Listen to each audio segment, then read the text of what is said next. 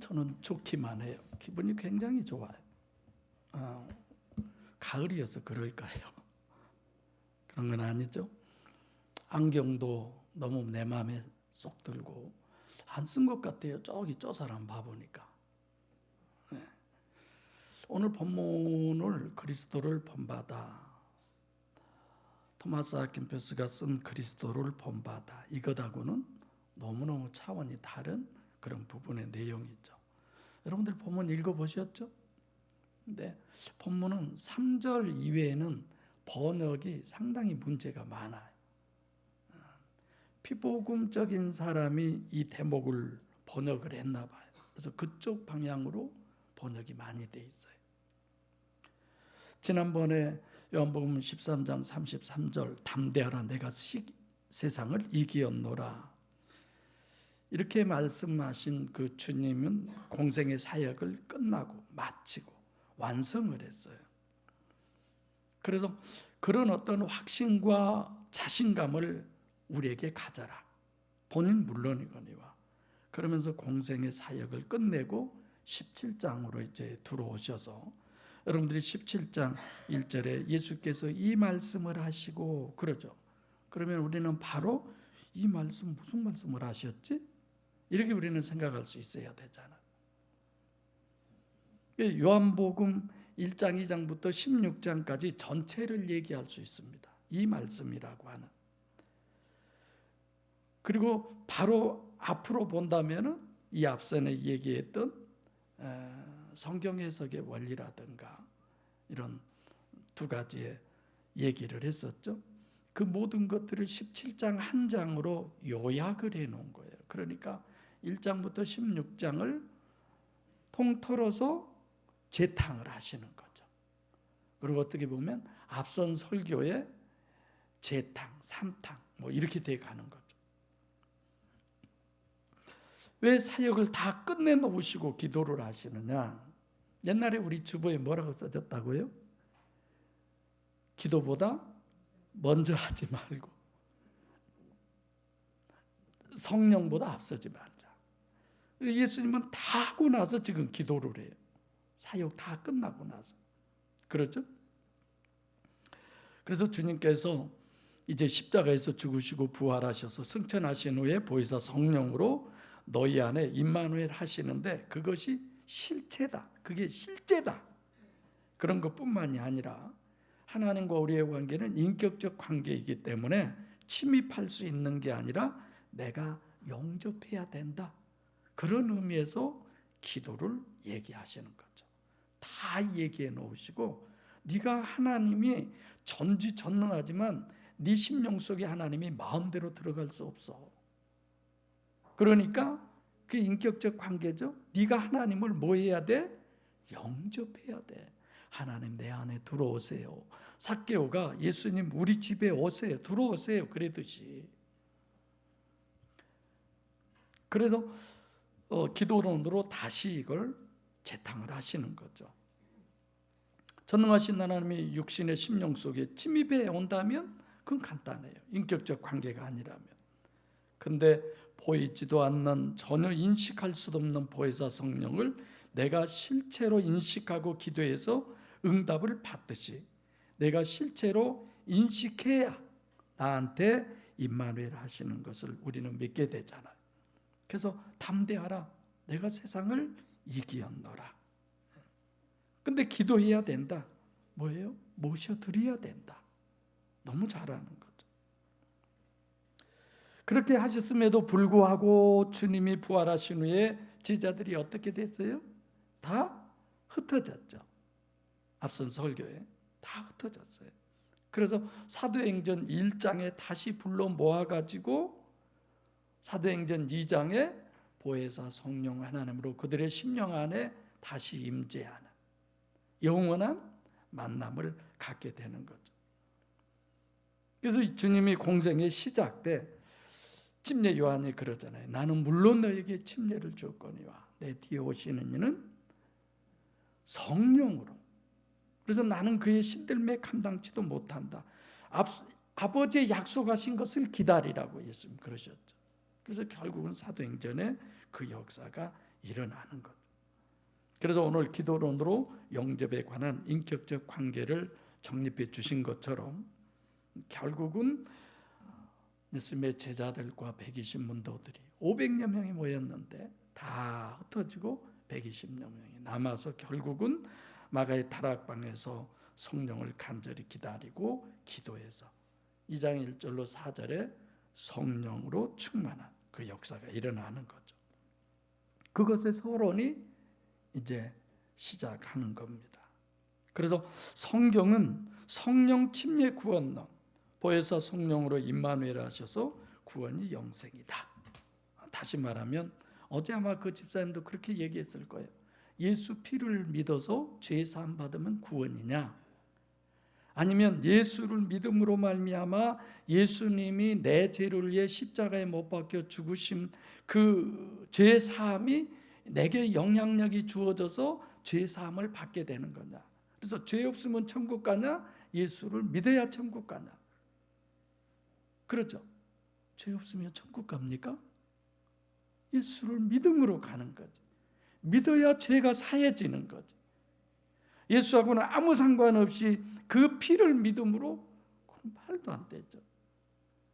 그래서 자기는 신앙생활도 안 하고 뭐 10년이 훨씬 지난 다음에 내가 목사님께 배우기는 잘 배웠나 봐요 하면서 웃으면서 자기 말 몇 마디에 세상에 그냥 녹음을 하겠다고 그러고 이제 전도 그만하고 나 그냥 집으로 가겠다고 그러고 너무 신이 난 거야.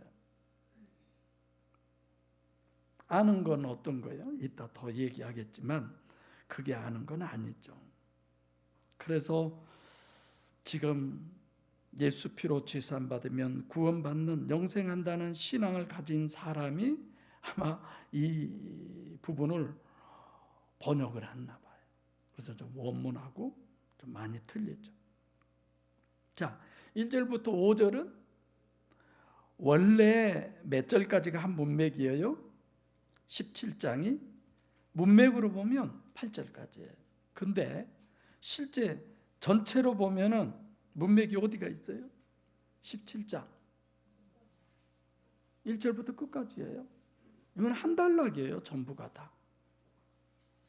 그래서 제가 나누어서 이렇게 한꺼번에 다 할 수 없어서 나누어서 합니다만은 1절부터 5절의 서론이 1절이에요. 그럼 17장의 전체의 서론이 오늘 본문이 되는 거예요. 그래서 오늘 본문의 서론은 좀 공부하는 것처럼. 네. 자, 예수님께서 이 말씀을 하시고 이 말씀은 바로 앞에죠. 그러니까 앞에 것을 전제로 해서 이 말씀을 들어라 이런 얘기죠. 25절부터 28절 성경 해석 신학을 정립해 주죠. 성경은 어떤 책이냐 이런 거. 그래서 성경은 비사로 계시한 것이기 때문에 성경을 해석하려면 누구의 도움 없이는 안 된다? 성령의 도움 없이는 안 된다. 저는 늘 안정희 집사님도 안 나오실 때 제가 그런 생각을 했어요. 안정희 집사님도 처음에 영성 세미나하고 얼마 안 돼서 뭐 친한 친구가 열심히 신앙생활하는 사람인데 그 사람에게 엄청 성경 얘기를 많이 하셨죠. 그분이 쉽게 내가 듣기에 너 어떻게 이렇게 성경을 많이 알아? 그런 거였잖아요. 예. 진짜 저는 내가 아마 이 땅에서 가장 행복한 목사다, 가장 축복받은 목사다. 그런 의미가 바로 그런 거죠. 자신 있죠. 성경에 대해서. 목사가 성경에 대해서 자신 없으면 목사질 그만해야죠. 자, 비사로 얘기했을 때에 성령의 역사 없이는, 그러니까 구원받아서 천국 가는 것 말할 것도 없거니와 성경을 해석하려면 임마누엘이 절대다. 여러분들이 들어도 성령의 역사가 없으면 전혀 들리지 않아요. 그냥 11시에 예배 시작해서 12시 한 20분 예배 끝나면 나 오늘 예배 드렸어. 주일 성수했어. 그런 거 아니에요. 우리는 늘 주일이요. 늘 주일. 늘 주님과 함께 살아가는 거예요. 특별히 오늘은 이 자리에 모여서 하나님 앞에 예배하는 거지 여러분의 삶이 다 예배예요. 할렐루야. 직장에 가서 일해도 뭘 해도 그거 다 예배예요. 교회 와서만 그런 건 아니죠. 그래서 29절로 33절은 공생의 사역이 성육신하신 신인 메시아에 대한 믿음이죠. 그래서 예수님이 묻잖아요. 세상 사람이 나를 누구라고 하더냐? 쭉 얘기합니다. 제자들에게 그럼 너희는 나를 누구라고 하더냐? 베드로가 뭐라고 그래요? 그냥 하나님이면서 동시에 사람입니다. 이렇게 얘기하죠. 한마디로 얘기하면 주는 그리스도시요 살아계신 하나님의 아들이시다. 그러니까 주님을 선지자로 보지 않고 세상 사람들처럼 완전한 하나님이면서 동시에 인간인 성육신하신 신인 메시아로 봤다. 그것이 예수님의 육신으로 오셔서 이 땅에 사신 것의 목적이고 그걸 달성한 거예요. 예수님. 그게 16절 6장 27절부터 33절까지 그런 전제로 오늘 성경을 봐라. 본문을 봐라. 그러면 이해가 된다. 이렇게 얘기하신 겁니다. 그러면서 예수님이 하늘을 우러러 보시고 아니 하늘을 이렇게 들고 보면 하나님이 보입니까? 이 위에만 하늘입니까? 우리 반대편이 어디나요? 뭐 브라질 정도 되나? 거기서는 우리가 본다면 좀 밑에 보고 있는. 이거는 뭐예요? 하나님을 향한 예수님 자신의 정체성을 얘기하는 거죠. 예수라는 표현은 주님은 완전한 하나님이면서 완전한 인간인 이중체다. 그래서 사람은 선지자라고 그러는데 주님은 메시아다. 지금 예수님의 제자들도 이 메시아를 단일체로 봅니까? 이중체로 봅니까? 이중체로 안 보죠? 단일체로까지 보는 거예요. 지금도. 결국은 이중체라는 건 베드로의 고백을 통해서 그건 누가 얘기한 거예요? 성령으로 말미암아 얘기한 거죠. 아버지여 때가 이르렀사오니 아들을 영화롭게 하사 아들도 아버지께 영화롭게 하옵소서. 이런 부분이 다 번역에 문제가 있어요. 때가 이르렀으니 아버지가 아들을 영화롭게 했다는 것은 언제를 얘기하는 거예요? 지금 예수님이 얘기하는 게 공생의 때를 얘기하는 거예요. 예수님의 공생의 때 아버지가 아들을 영화롭게 했다. 그럼 아들이 아버지를 영화롭게 했다는 건 또 언제예요? 역시 공생애예요. 공생애 때예요. 둘 다. 근데 그걸 지금 끝내시는 겁니다. 언제 영화롭게 했느냐? 공생애 동안에 주님을 하나님께서 영화롭게 해주셨고 또 공생애 동안에 주님이 하나님을 영화롭게 했다. 그러니까 1절은 기도론으로 하는 것은 영화론으로 정립하는 이중체를 얘기하는 거예요. 2절은 아버지께서 아들에게 주신 모든 자에게 영생을 주게 하려고 만민을 다스리는 권세를 아들에게 주셨다. 이 부분 권세 엑수시안 만민을 다스리는 권세, 만민을 다스리는 권세를 예수님에게 하나님이 주셨어요? 여러분 어떻게 생각하세요? 준 적 없어요. 무슨 권세를 주셨어요? 예수님이 인자로 이 세상에 와서 하나님의 사역을 했다고 그래서 하나님이 무슨 권세를 주셔요? 심판하는 권세를 줘요. 이 세상 만민을 다스리는 그런 권세 주지 않습니다. 누구한테 그 권세 줬어요? 마귀한테 줬어요. 이 사람 번역 엉터리로 해놓은 거예요. 우리 이렇게 본문을 보면서 이거 안 맞는데 이렇게 생각하죠. 주님께 권세를 주신 예는 딱 하나예요. 심판하는 권세 하나예요. 성부 하나님이 아들에게 주신 권세는 심판하는 권세, 다스리는 권세 이런 건 써있지도 않아요. 여기서 만민에게 이건 번역된 원문이 사르크스예요. 뭐예요? 살, 육체 덩어리. 성경에는 육을 다스리는 권세, 그런 것은 없고 심판하는 권세만 있습니다. 주님이 언제 심판했을까요? 육신을 입은 주님이에요. 지금 육신을 입은 주님이 심판한 적 있습니까? 누구를 심판했어요? 주님 죄인들을 심판했어요? 아니잖아요. 요한계시록 20장 1절부터 4절 주님이 심판하는 기록이 거기 나와 있어요. 천년왕국에 주님은 육신을 입은 예수가 아니죠. 거기서 천년왕국에서 왕노릇하는 거예요. 심판하는 권세, 구원받은 영혼들과 함께. 여러분들과 제가 구원받았으면 그때 함께 심판하는 거죠. 두 번째 계시록 20장 11절로 20절에 15절에 보면 생명책에 기록되지 못한 자는 불못에 던지우리라. 영혼을 마지막 심판하는 거죠. 그래서 본문에서 아들에게 다스리는 권세를 주셨다는 건 성경적으로는 심판하는 권세 외에는 해석할 수가 없으니까 만민을 심판한 적은 전혀 없어요. 이런 부분에 번역의 문제가 있죠. 만민을 다스리는 권세를 주셨다. 헬라 원어로는 다스렸다는 말의 원어로는 지배했다. 아르케. 또 왕이라고 그랬잖아요. 아르케라는 단어가 태초, 시초, 전 이런 부분도 있지만 통치한다는 바실레이아 이런 지금 원문에는 아르케나 바실레이아라는 단어가 없어요. 이게 갖다 끼워 넣은 거예요. 이해가 안 되니까.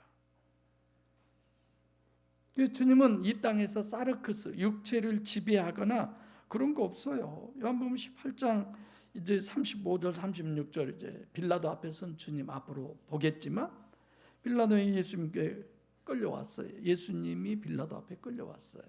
그때 빌라도가 뭐라고 그랬어요? 내가 너를 놓을 권세도 있고 너를 십자가에 못 박을 권세도 있다 라고 하니까 예수님이 뭐라고 그래요? 하나님 아버지께서 주시지 않으면 아무라도 그렇게 못한다. 하나님이 그 권세도 주신 거예요. 그래서 여러분들과 저도 윤석열 물러가라 그건 아니에요. 우리 기독교인들은 그분이 하나님의 은혜와 축복으로 이 나라 이 민족을 잘 이끌어가기를 위해서 기도할 따름이고 그를 세워서 악한 어떤 정치를 했던 선한 정치를 했던 그건 우리는 그 영향력을 받는 거예요. 그것이 하나님의 뜻을 받아들이는 거예요. 양쪽을 다 지키는 거죠. 빌라도가 예수님께 묻잖아요. 네가 유대인의 왕이냐? 내가 유대인의 왕이다. 예수님 그렇게 대답해요. 그러면서 내 나라는 이 땅에 속한 것이 아니다. 내가 이 땅에 속했더라면 내 종들이 너희와 싸워서 나를 너희한테 넘기지 않았어. 그런 거죠.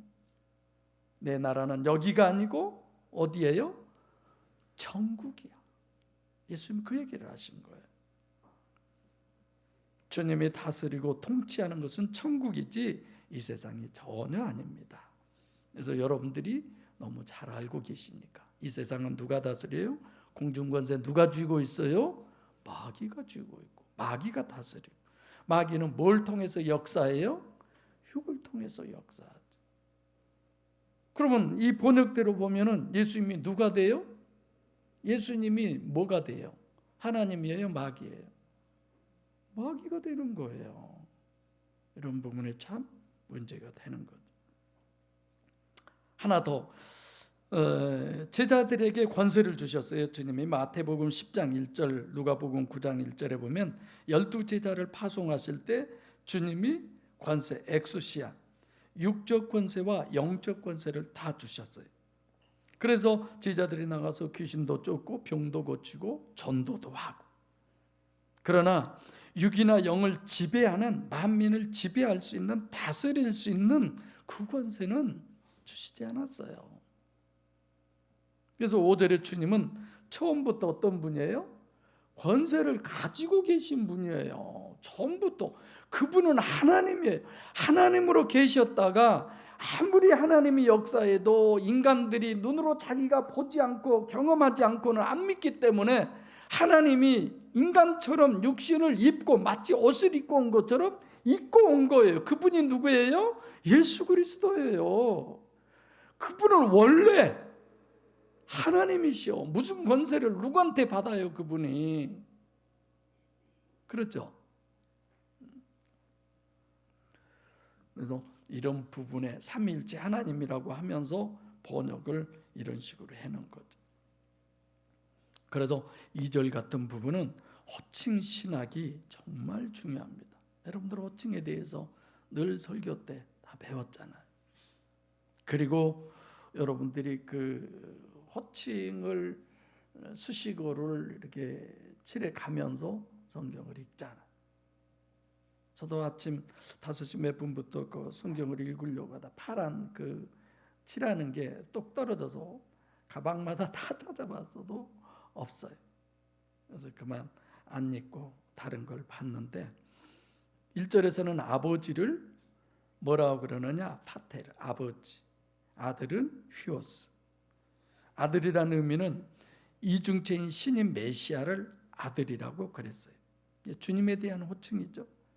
근데 2절이 문제예요. 우리나라 말로 번역된 아버지와 아들이 번역되어 있는데 원어에는 아버지와 아들이라는 단어 하나도 없습니다. 그런데 이렇게 번역이 되어 있죠. 그래서 아버지라고 하는 부분, 그리고 아들, 아우토스, 전부 제3자예요. 그냥 아우토스로 그렇게 되어 있어요. 그가 말하, 그가, 뭐 이런 식으로. 3절에서는 예수를 예수 그리스도라고 그러죠. 1절에 그냥 예수를 3절에 와서 확실하게 얘기하는 거죠. 예수하고 예수 그리스도 전혀 달라요. 그리스도 예수도 전혀 달라요. 뭐 그냥 성경에 뭐 앞뒤 바뀌게 이렇게 써놨나 보다 그냥 그렇게 생각하는데 여러분들 다 알고 계시잖아요. 성령 하나님은 여기 성부 하나님은 데오스 엘로힘으로만 기록이 되어 있죠. 3절, 4절, 5절은 아버지 하나님 파테르. 여기도 당신, 영어로는 유, 주님은 아들, 휴오스, 대명사로 나 이런 거죠. 자, 아버지께서 택하신 자들에게 영생을 주시려고 모든 사람에게 주시는 것과 같이 아들에게도 모든 육체의 권세를 주었다라는 뜻이에요. 직역하면. 그러니까 메시아에게 주셨다고 말씀하신 권세를 다른 사람들에게도 다 주었다. 그런 뜻이에요. 더 설명을 할게요. 자, 모든 사람에게 주셨다는 것은 여기가 과거 완료형이에요. 이미 주었다. 아들에게 주셨다고 하는 것은 과거예요. 어느 게 더 먼저냐? 아들보다 모든 사람에게 주신 게 더 먼저예요. 그러니까 하나님이신 예수님이 육신을 입고 이 세상에 오실 때에 모든 사람을 육체 우선으로 창조하셨던 것처럼 예수님도 육체 우선으로 이 땅에 오셨다라는 거예요. 다 이루었다라는 의미 다 아시죠? 예수님도 육체 우선이야. 화가 나니까 화도 내고 배도 고프고 피곤하고 슬프면 울기도 하시고 예수님 그러셨잖아요. 왜 하나님께서 육체 우선으로 사람을 창조하셨느냐? 뭐 영성쌤이나 하는 것 같네. 지금 초월적 영이 육체에 갇혀 있어가지고 수도 없이 뭐 할 기회를 주셔요? 뭐 할 기회를 주시기 위해서 육체 우선으로 창조했어요? 회개할 수 있는 기회, 하나님에게로 돌아올 수 있는 기회. 영으로 딱 창조해서 순간이 영원이 돼버리기 때문에 그럼 하나님 영접할 기회가 없잖아요. 전능하신 하나님일지라도 보혜사 성령으로 우리 심령 안에 들어오시면 무슨 생활을 뭘 해요? 감옥살이를 하게 되는 거예요. 베드로전서 3장 후 19절 옥에 가서 복음을 전했다라고 하는 의미처럼. 그래서 요한복음 14장 16절 17절 내가 아버지께 구하겠으니 그가 또 다른 보혜사를 너희에게 주사 너희 속에 영원토록 함께 계신다고 그러시잖아요. 그래서 공생애요 그것이 육체 우선의 절대요 임마누엘이 절대인 육체 우선 하면 임마누엘 절대 부분이 불가능하기 때문에 오늘 본문에서 또 그걸 정립해 주는 거예요. 육체 우선의 임마누엘 신학을 어떻게 정립할 수 있느냐? 이게 3절이에요. 본문. 영생은 유일하신 참 하나님과 그의 보내신 자 예수 그리스도를 아는 것이다. 다른 거 따지지 마. 구원은 어떤 것도 따지지 마. 네가 살인자였건 죄인이었건 평생에 안 믿었건 이제 임종하면서 하나님의 말씀을 받아들이건 다른 아무것도 구원의 조건은 없어. 영생의 조건은 없어. 여기 3절에 유일하신 참 하나님과 그의 보내신 자 예수 그리스도를 아는 것이다. 아는 것에 대해서 여러분 너무 잘 아시죠?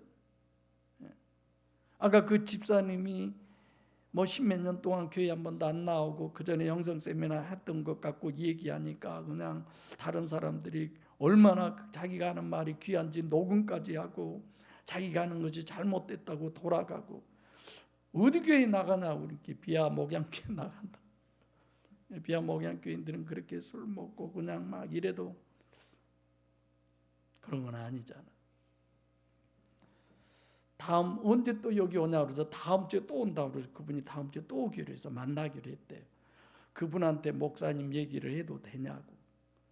근데 내가 아쉬운 게 목양교회 유튜브도 있는데 영성 세미나 하루에 4시간씩 일주일을 듣지 않고는 그런 설교 들어도 이해 못하니까 영성 세미나를 해야 된다. 그냥 막 가슴 칠 일이야 저는.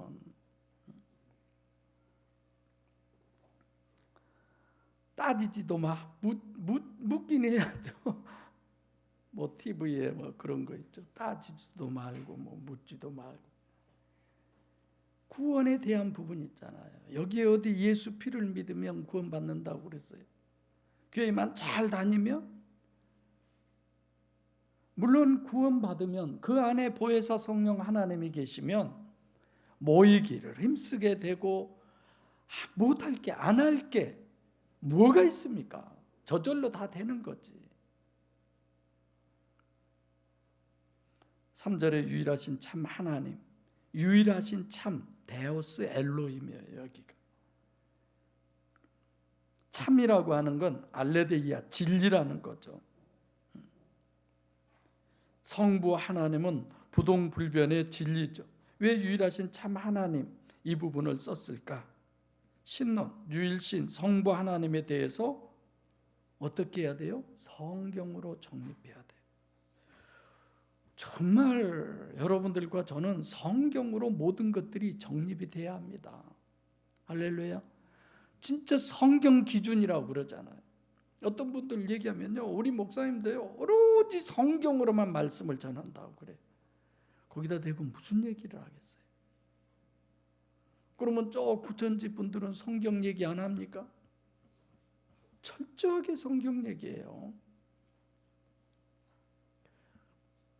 오직 성경으로 유일신을 정립하면 성부, 성자, 성령, 그러죠? 엘로힘, 그 다음 여호와, 그 다음 임마누엘.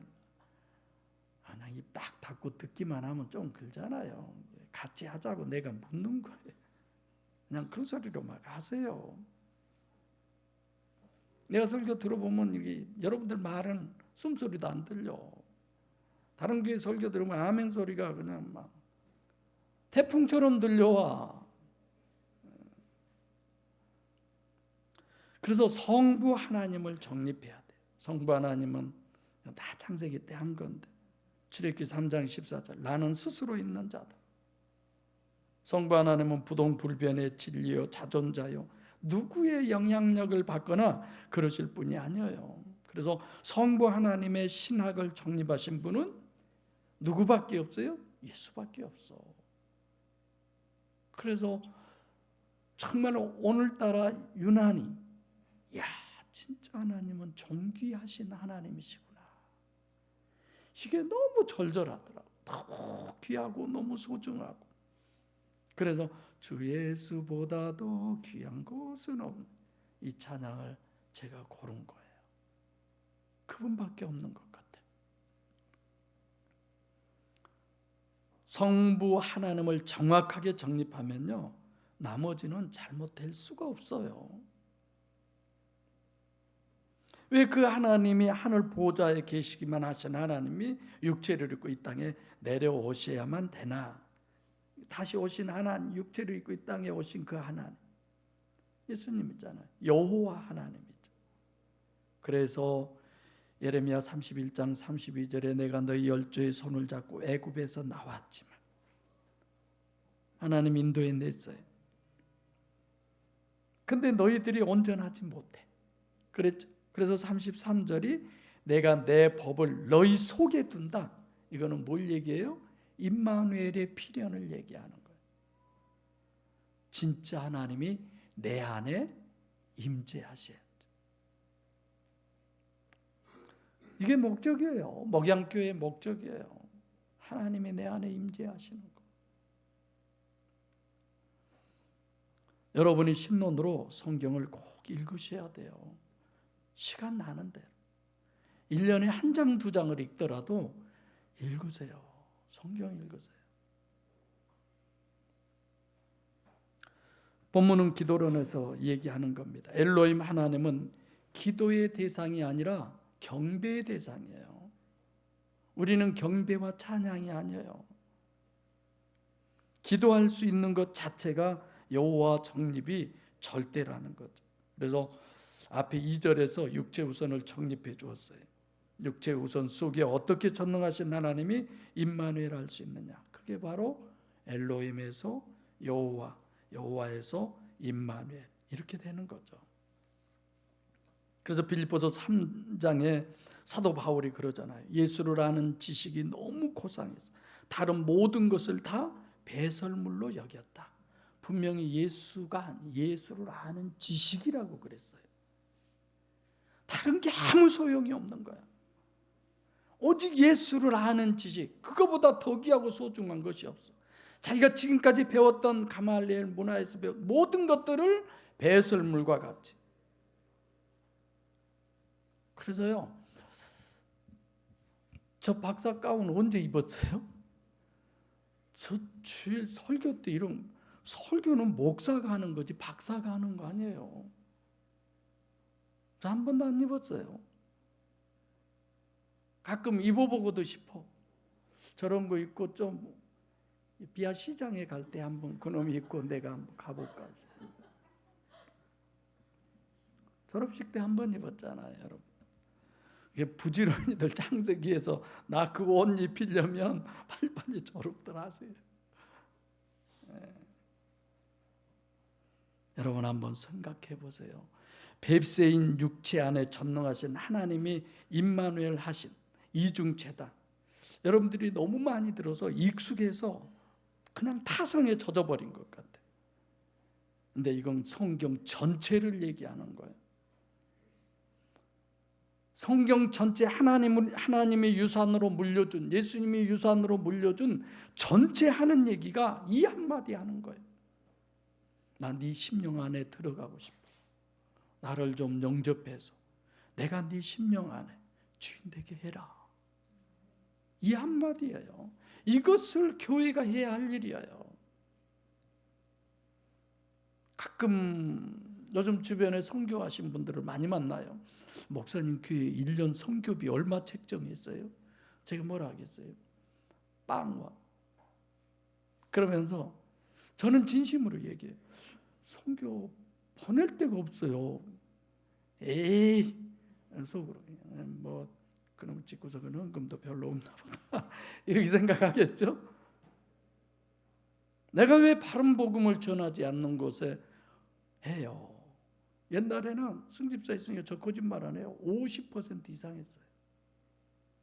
10교회 이상 했어요. 제가 하기 싫어서 안 한 거 아니에요. 그런데 선교할 수 있는 그런 여건을 좀 하나님이 빨리빨리 만들어 주셨으면 좋겠어요.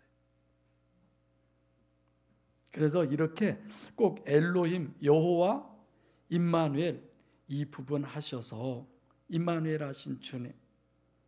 겉사람은 십자가에 못 박아 죽으시고 속사람 하나님은 부활하셔서 승천하셔서 내려오셔서 보혜사로 오셔가지고 우리 심령 속에 들어오셔서 육체 우선 속인 우리 심령 속에 들어오셔서 영생. 근데 왜 꼭 이렇게 해야만 되느냐? 이런 질문도 우리가 할 수 있잖아요. 창세기 때 다 얘기했으니까 뭐 결론으로 얘기하면 원죄 때문에 그러는 거죠. 원죄. 분리를 다시 하나가 되게 하기 위해서. 그래서 마태복음 12장 29절에 마귀가 있는 속에 거룩하신 전능하신 하나님이 들어오셔야 되기 때문에 그걸 세족식으로 설명하잖아요. 그런 복잡한 과정을 겪어서 결국은 하나님이 우리 안에 임마누엘 하는 거죠. 그래서 예수님은 다른 분이 아니에요. 2절에서 증거하려고 하는 것은 예수님은 어떤 분이냐? 우리와 같다라는 얘기예요. 육체 우선. 그래서 주님께서 4절 5절에 이 땅에서 아버지를 영화롭게 했다. 여기서 아버지를 이 땅으로 번역한 게 아니고 이 세상에서로 번역이 되어 있는데 창세 전에 5절에는 창세 전. 그러니까 본문은 이 세상은 코스모스가 아니고 게스라는 단어예요. 창세기 1장 1절. 태초에 하나님이 천지를 창조, 흙, 육을 얘기하는 거죠. 그러니까 육체 우선으로 오신, 육체로서 영화를 누린 이게 세상이라는 강조점이 그런 거죠. 그런데 주님께서 이 땅에 육체로 계시면서 중요한 건 뭐예요? 하나님과 함께 하셨다. 여러분들과 저도 하나님과 함께하는 그 역사가 있으시기를 바랍니다. 이게 우리들의 목적이에요. 그래서 5절에 보면 아버지가 창세전에 내가 아버지와 함께 가졌던 영화로서 지금도 아버지와 함께 나를 영화롭게 하옵소서. 지금 다 현재, 지금은 하나님과 함께 했던 주님이 이 땅에 계실 때에 임마누엘 하셔서 그 임마누엘 하신 안에 하나님에 의해서 살았다는 거죠. 아버지께서 주신 것을 다 이루었다는 것은. 그래서 예수님은요, 우리가 천국 가는데 모델이에요. 이 세상에 예수님이 어떻게 살았느냐, 그 삶이 모델이 아니라 그런 거 보면은 말도 안 되죠. 어떻게 그 38년 된 그 환자가 있는 곳이 어디였죠? 행각 베데스다 연못. 내가 모를 땐 여러분들이 빨리빨리 하세요. 거기 가서 그 많은 환자들이 질비해 있는데 여러분 같으면 여러분이 예수님 같으면 눈만 깜먹여도 맘만 먹어도 다 그냥 뻘떡 일어나서 다 나올 거예요. 이상 가족 만나면 저리 가라 할 거야 아마. 그런데 딱 한 사람 그러고 나오잖아요. 그런 예수님 본받아도 되겠어요? 하긴 한 명이라도 살렸으니까. 날마다 오병이어 역사하면 되잖아요. 본문은 육체 우선으로 왜 하셨느냐. 육신에 있을 때 임마누엘 해야만 천국 갈 수 있다는 구원론을 우리에게 얘기한 거예요. 여러분들이 너무 잘 알아서 그냥 넘어가겠습니다. 이 땅에서도 하나님이 주신 것으로 하셨다. 그 말은 하나님이 함께 하신 하나님의 법칙으로, 영의 법칙으로 육을 입고 살고 있지만 영의 법칙, 영주도적인, 그래서 천국 가신 거예요. 우리의 삶이 그런 삶이 돼야 합니다. 내가 육신으로 이 땅에 있지만 지금 내가 영의 법칙으로 살고 있냐, 영주도적이냐 아니면 육체주도적이냐, 우리 다 분별할 수 있잖아요. 그리스도를 본받는 것하고 예수를 본받는 것하고 같은 말이에요? 틀린 말이에요? 전혀 틀린 말이에요. 예수는 육신의 예수의 삶을 본받는 거예요. 이게 비복음자들이에요. 그리스도라고 하는 것은, 그리스도라는 말이 뭐예요? 하나님이라는 거예요. 그리스도를 본받는 것은 예수 그리스도, 하나님이신 예수를 본받는 거예요. 그래서 예수를 본받을 게 뭐냐? 첫 번째, 이중체인 것처럼 예수님이 여러분들과 저도 이중체예요. 잊지 마세요. 육신이 있는가 하면 영이 있어요. 육신은 죽으면 그냥 화장터에 태워서 뿌려버리면 끝나요. 없어져요. 그것이 우리 아니에요. 영이 우리예요. 이중체. 두 번째로는 그리스도를 본받는 예수님은 마태복음에 하나님이 임마누엘 하셔서 하나님의 아들인 것처럼 분명히 그랬잖아요. 내가 아버지께 구하겠으니까 또 다른 보혜사를 너희에게 주사 너희와 영원히 함께 계심 너희 속에 계시겠습니다. 예수가 임마누엘 하심을 우리에게 얘기하듯이 여러분들과 저도 임마누엘 하신 것을 본받아서 임마누엘 하셔야 합니다. 세 번째로 그리스도를 본받는 오늘 설교를 요약해서 얘기하는 거예요. 육체 주도적으로 산 게 아니라 영 주도적으로 살았어요. 영이 실제로 살았어요. 그래서 물 위를 걸을 수도 있고 겨자씨만한 믿음이 있어도 산을 들어 옮긴다고 하셨듯이 요한복음 14장 12절에 나를 믿는 자는 저도 할 것이 내가 한 일을 저도 할 것이 이것보다 더 큰 것도 하리니 이게 그리스도를 본받아요. 성도 여러분, 오직 믿음이 뭐예요? 요한복음 1장 12절 영접하는 자 곧 그 이름을 믿는 자 내가 하나님의 자녀 될 수 있는 유일한 길은 믿음밖에 없습니다. 내 믿음이 얼마나 관념인지 얼마나 실제인지를 우리는 늘 고민하셔야 돼요. 그래서 택하신 자들로 하여금 영생을 얻게 하기 위해서 육체 우선으로 설계하시고 창조하시고 원죄를 허락하시고 그리고 임마누엘 하신 주님이 오셔서 오늘 제목 그리스도를 본받아처럼 우리들에게 있어서의 완전한 모델로 보여주시고 그리고 기도로 증거하신 그 믿음으로 영접하셔서 예전처럼 육신과 세상을 승리하시고 천국의 주인으로 하나님의 아들로 이끌고 가셔서 함께 천국의 영광을 누리는 주님의 은혜의 역사 속에서 한 사람도 나가져 없이 모두 다 주인공 되시기를 간절히 소원합니다. 기도하겠습니다.